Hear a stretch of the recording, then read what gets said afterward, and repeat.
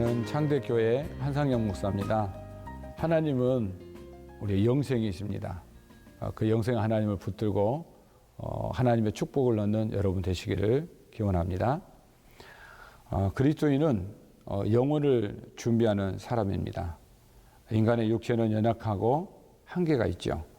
우리는 유한한 존재입니다. 그래서 시편 39편 4절에 보니까 이런 말씀이 있습니다. 여호와여 나의 종말과 연한이 언제까지인지 알게 하사 내가 나의 연약함을 알게 하소서. 나의 종말과 연한이 언제까지인지를 알기를 원하는 것이 신앙인입니다. 그래서 내가 연약한 사람이라고 하는 내가 떠날 사람이고 한계가 있는 사람이라고 알고 겸손하게 살 수 있도록 해달라는 것입니다. 지혜로운 인생은 이 한계를 알고 영혼을 준비합니다. 오늘 베드로전서 1장 22절 25절의 말씀은 허무한 것은 무엇이고 영원한 것은 무엇인가를 정말 지혜로운 사람은 어떻게 인생을 사는 것인가를 가르쳐주는 지혜의 말씀입니다. 모든 육체는 썩고 사라진다고 말씀을 합니다. 풀과 같고 풀의 꽃과 같다. 그게 인생이라고 말합니다. 우리가 투자해야 할 것과 투자해서는 안 될 것, 적절하게 배분할 수 있는 지혜가 우리에게 필요합니다. 그럼 늙지 않을 사람이 누가 있습니까? 병들지 않을 사람이 누가 있습니까? 무너지지 않을 육체를 가진 사람이 누가 있습니까? 마치 그것이 영원한 것처럼, 그것이 내 인생의 보람인 것처럼 그걸 위해서 내가 내 목을 걸고 쫓아가는 그런 영원한 목표인 것처럼 착각하고 사는 사람들이 많이 있습니다.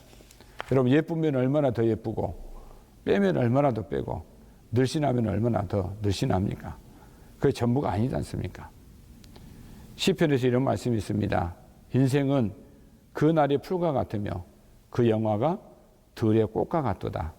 그것은 바람이 지나가면 없어지나니 그 있던 자리도 다시 알지 못하거니와 그랬습니다. 지나간다는 겁니다. 우리 인생은 험할 정도로 너무 빨리 흘러갑니다. 해명에 노인과 바다 가운데 주는 교훈이 뭡니까?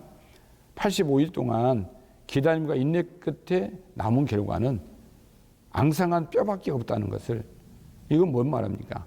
우리 인생의 노력의 결과가 허무하다는 것을 말합니다.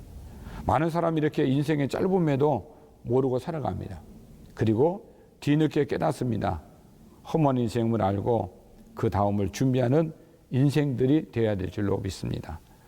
주님께서는 또 우리에게 주시는 위로의 메시지가 있는데, 말씀에 순종하면 그 영혼이 깨끗해집니다. 베드로전서 1장 22절에 너희가 진리를 순종함으로 너희 영혼을 깨끗하게 하여 말씀을 따라 살며, 말씀에 순종하면 우리 영혼이 정결해진다고 말씀을 합니다. 여러분, 거룩해진다는 겁니다. 진리의 말씀을 따라 살면 영혼이 거룩해질 뿐만 아니라 예수님의 명령을 수행할 수 있는 신의 성품에 참여한 자로 세워지게 됩니다. 하나님은 우리가 말씀에 순종하며 살아가기를 원하십니다. 마태복음 7장에서는 말씀을 따라 살아가는 인생을 건축물로 비유하셨죠. 말씀에 순종하며 살아가는 인생의 반석에 세운 집처럼 견고하고 튼튼한 인생이 된다고 말씀을 합니다. 그 다음에 또한 이제 23절 25절을 보니까 인생은 짧고 허무한 것이지만 말씀은 영원하다고 말씀을 합니다.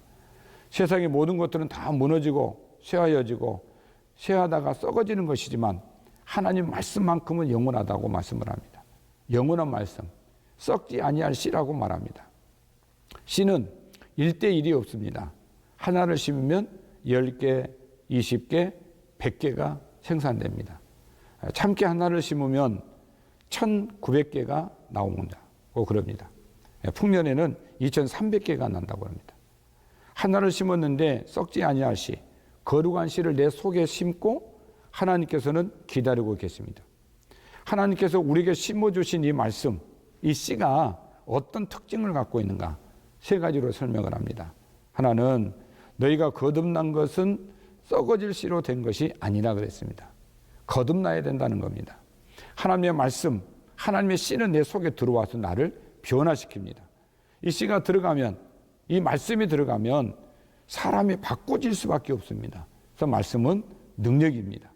이 말씀은 살아있고 활력이 있고 힘이 있다는 겁니다.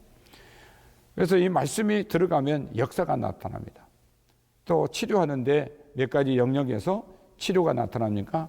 혼과 영과 관절과 골수와 마음의 생각과 뜻을 판단한다 그랬습니다. 이 하나님의 말씀이 들어가면 생각이 바뀝니다. 위대한 사상, 위대한 철학을 만나면 사람의 생각이 바뀌어집니다. 하나님의 말씀 우리의 혼을 바꿔놓습니다. 하나님과의 관계가 회복되기 시작합니다. 그 다음에 두 번째 특징은 씨가 살아있으면 재생산을 할 수 있다는 겁니다. 죽은 씨와 산 씨의 차이가 있죠. 씨가 죽어 있으면 아무리 심어도 그것이 싹이 나오지 않습니다. 그러나 살아있는 씨는 반드시 생산하게 되어 있습니다.